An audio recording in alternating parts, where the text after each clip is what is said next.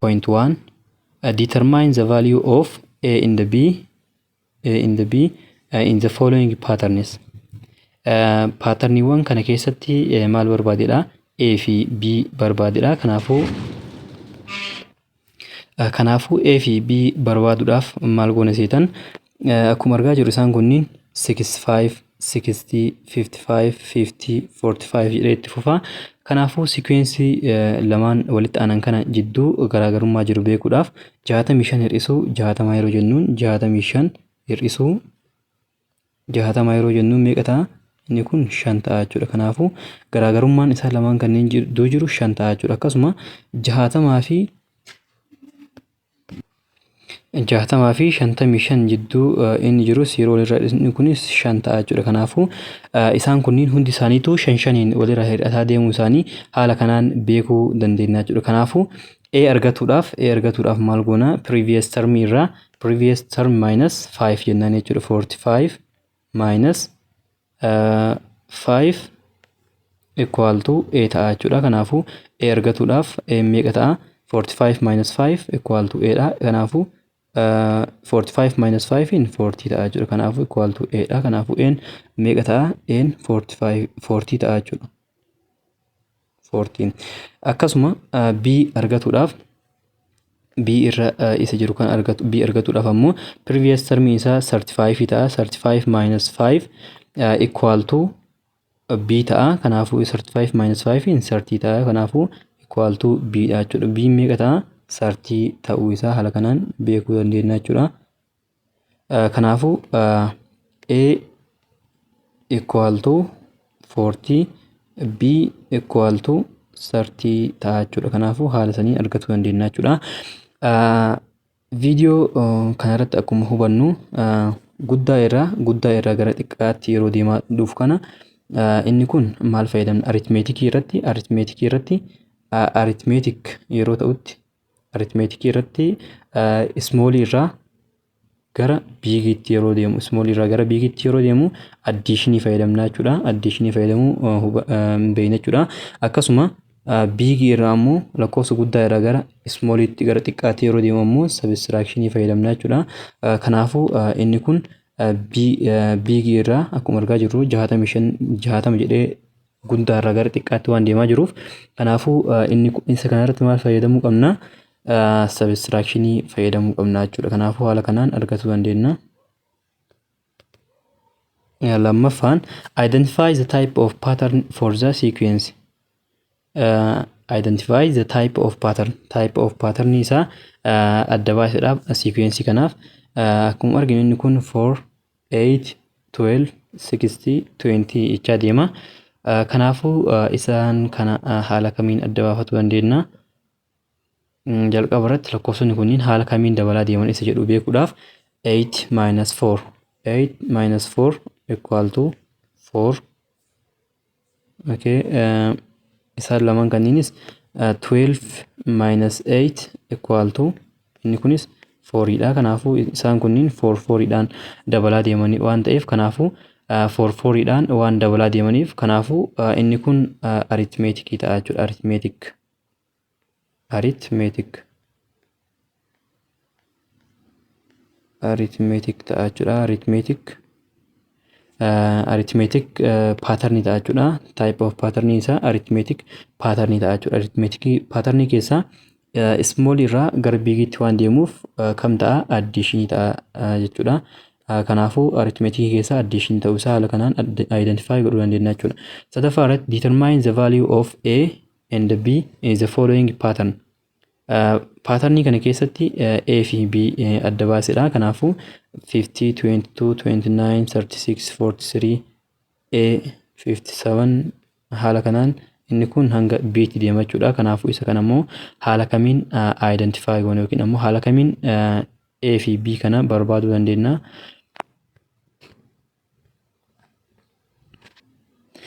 Isa kana argachuudhaaf termiiwwan walitti aanan kanniin fudhannaa jechuudha. 22 minus 50 equal to meeqa ta'a? 7 ta'a. Equal to 7 dha. Akkasuma 29 minus 22 equal to 7 dha jechuudha. Kanaafuu inni kun arithmeetikii ta'uu isaa haala kanaan hubannee jirra. Kanaafuu erga wal fakkaataa ta'e arithmeetikii ta'a jechuudha. Yoo kan wal fakkaataan taa'in taate immoo yeroo walirraa hir'isnu tarmee walitti aanan kunniin fakkeenyaaf inni kun 22 minus 57 dha. Inni kun kan lammaffaa immoo osoo waan biraa ta'e lakkoofsa fakkeenyaaf 8 osoo kan ta'u taate kanaafuu inni kun arithmeetikii ta'uu hin danda'u jechuudha. Kanaafuu 50 plus 7 meeqa ta'a? 22 ta'a. 22 plus 7 29 ta'a. 29 plus 7 36 dha. Kanaafuu argatuudhaaf asirratti maal goona plus 7 jennaan jechuudha. Kanaafuu inni kun meeqa ta'a? n 50 ta'a jechuudha. A is 50. Kanaafuu n 50 ta'a. A equal to 50. B argatuudhaaf previous term irratti meeqa daana plus 7 jennaani. Kanaafuu B meeqa ta'a? B equal to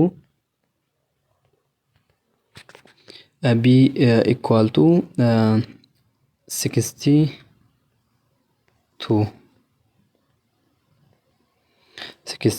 ta'a jechuudha. Kanaafuu lakkoofsonni miis ta'an A in the bin A is 50, B is 62 ta'a jechuudha. Afuraffaa irratti ammoo find the missing value for the geometric pattern. Geometric pattern kanaaf missing value barbaadudha. Kanaafuu isa kana barbaaduudhaaf 96 48 24 jedhee bakka duwwaa 6 haala kanaan nuuf kennee jira jechuudha. Asitti ammoo gaafii kana wanti nuti hubannu geometric pattern nuun jedhu. Geometric pattern ammoo maal isin jedhee jira? Guddaa irraa gara xiqqaatti kan deemu kun maalidha? Guddaa irraa gara xiqqaatti kan deemu divisionidha jechuudha. Division. Kanaafuu divisionii fayyadamuu qabna jechuudha. Divisionii waan ta'eef divisionii fayyadamuu qabna jechuudha. Xiqqaa irraa gara guddaatti soo deeme multiplication ta'a. Kanaafuu divisionii waan ta'eef kanaafuu isa kana haala kamiin argachuu dandeenya? Lakkoofsota walitti aanan kana walii hiruudhaan jechuudha. 96 48 dhaaf yeroo hirrutti meeqa ta'a? Inni kun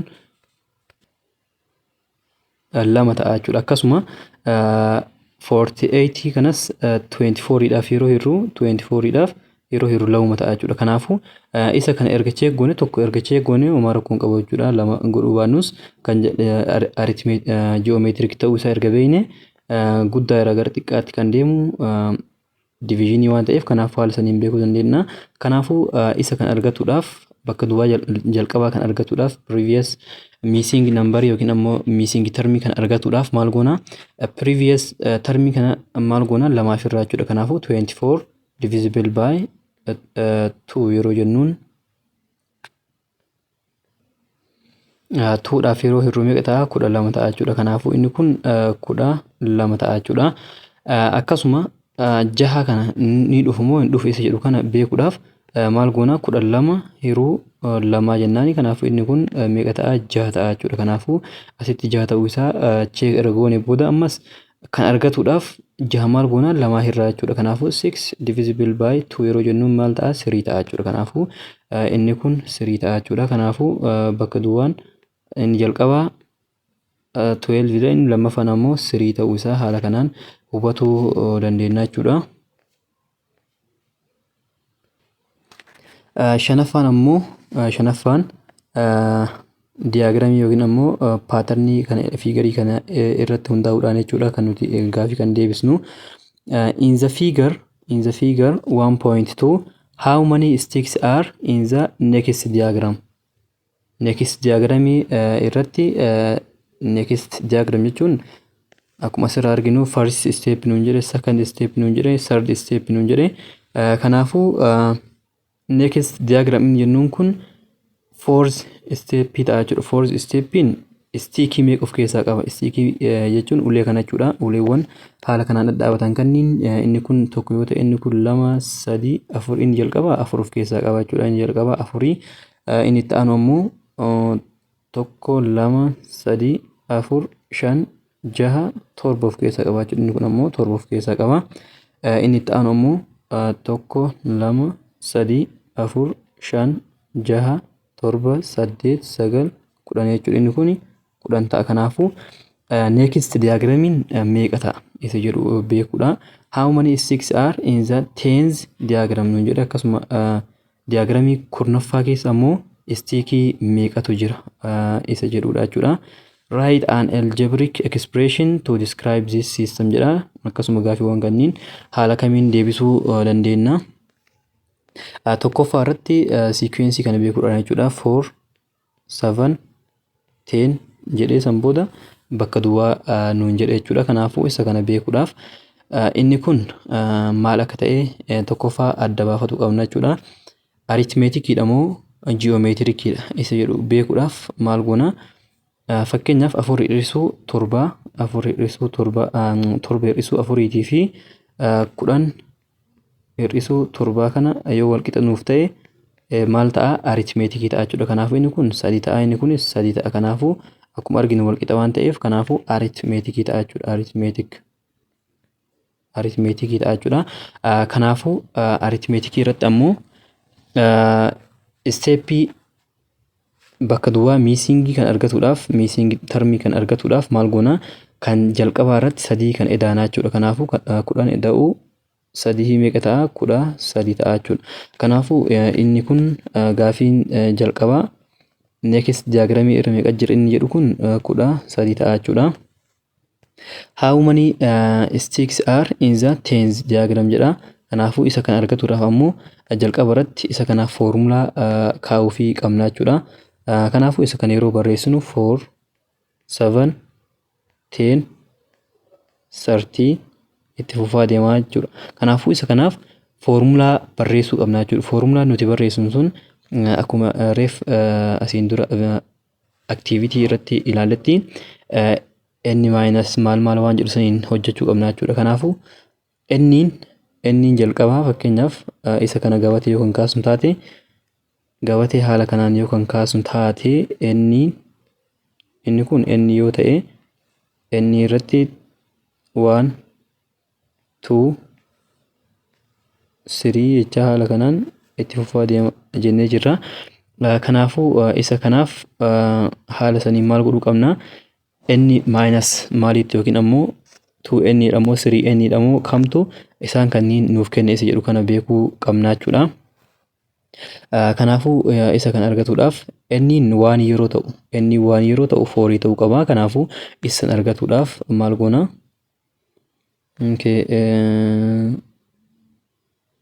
2n plus 2 isoo jennee 4 nuu kenna.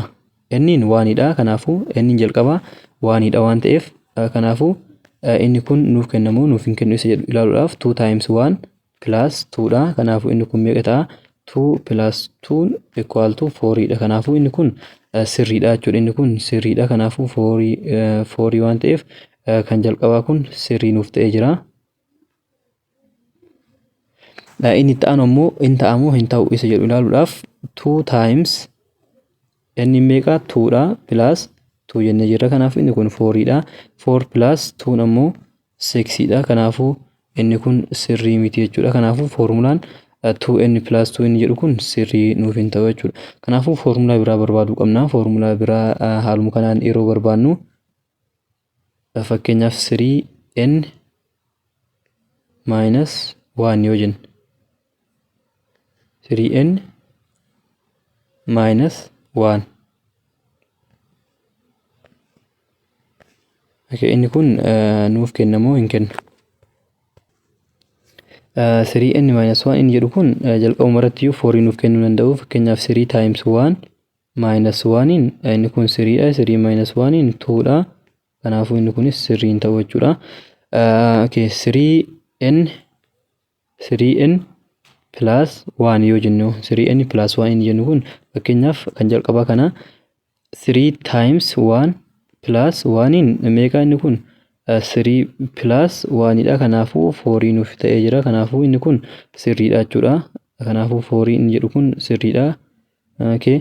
Lammaffaa irratti ammoo 3n plus 1 inni jedhu kun 3n meeqa? 2 dha plus 1 inni kun 6 dha. 6 plus 1 meeqa ta'a? 7 ta'a. Kanaafuu inni kunis sirriidha jechuudha. Kanaafuu 7 nuuf kennee jira. Kanaafuu asitti 7 ta'a jechuudha. Akkasuma 3 irrattis 3 times 3 plus 1 kanaafuu inni kun meeqa ta'a 9 eda'u tokko meeqa ta'a 10 ta'a jechuudha. Kanaafuu inni kunis akkuma arginu 10 jechuudha. Kanaafuu sirriidha jechuudha. Kanaafuu asitti 10 jennaani. Okay, amma ammoo nniin tens nuun jedhe tens. Kanaafuu expressioniin algebraic expressionii nuti barreessuu qabnu maal ta'a 3n minus plus 1 inni jedhu kun algebraic expressionii ta'a jechuudha. Inni next diagram inni jedhu ammoo 30 isa jedhu kana nuuf ta'ee jira.